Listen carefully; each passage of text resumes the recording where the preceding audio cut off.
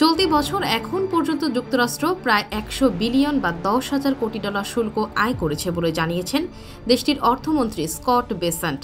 President Donald ট্রাম্পের নতুন শুল্কের কারণে ২০২৫ সালের শেষ নাগাদ এই আয় ৩০০ বিলিয়ন বা ৩০,০০০ কোটি ডলারে উঠতে পারে।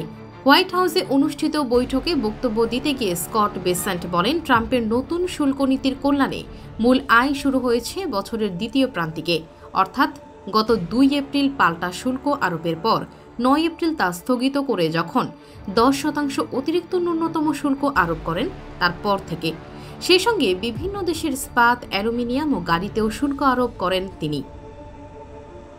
স্কট বেসেন্ট বলেন, তাই ধারণা করা যায় বছরের শেষে শুল্ক আয়ের পরিমাণ ৩০০ বিলিয়ন বা ৩০,০০০ কোটি ডলার ছাড়িয়ে যেতে পারে।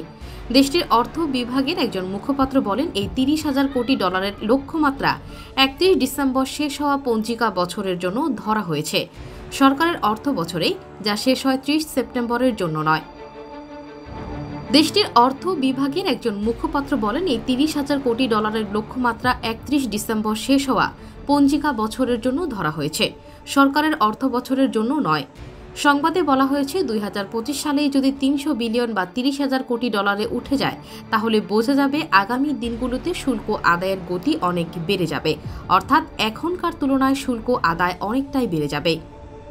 বেসেন্ট আরও বলেন, কংগ্রেশনাল বাজেট অফিসের অনুমান আগামী ১০ বছরে শুল্ক থেকে আয় হবে প্রায় ২.৮ ট্রিলিয়ন বা ২,৮০,০০০ কোটি ডলার, কিন্তু তার অনুমান এই হিসাব বাস্তবতার তুলনায় অনেক কম, অর্থাৎ রক্ষণশীল হিসাব। যুক্তরাষ্ট্রের অর্থ বিভাগ জানায়, মে মাসে রেকর্ড পরিমাণ শুল্ক আদায় হয়েছে।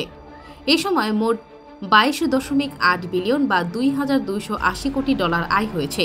এই অঙ্ক আগের বছরের মে মাসের তুলনায় প্রায় ৪ গুণ। সেবার শুল্ক আদায় হয়েছিল ৬২০ কোটি ডলার। মন্ত্রিসভার বৈঠকে ট্রাম্প ঘোষণা দেন, আমার উপর ৫০% শুল্ক আরোপ করা হবে। আবাসন, ইলেকট্রনিক্স, যানবাহন, বিদ্যুৎ ব্যবস্থা ও সামরিক সরঞ্জামে এই ধাতুবহুল ব্যবহৃত। ট্রাম্প আরও জানান, সেমিকন্ডাক্টর ও ঔষধের ওপর অতিরিক্ত শুল্ক আসছে।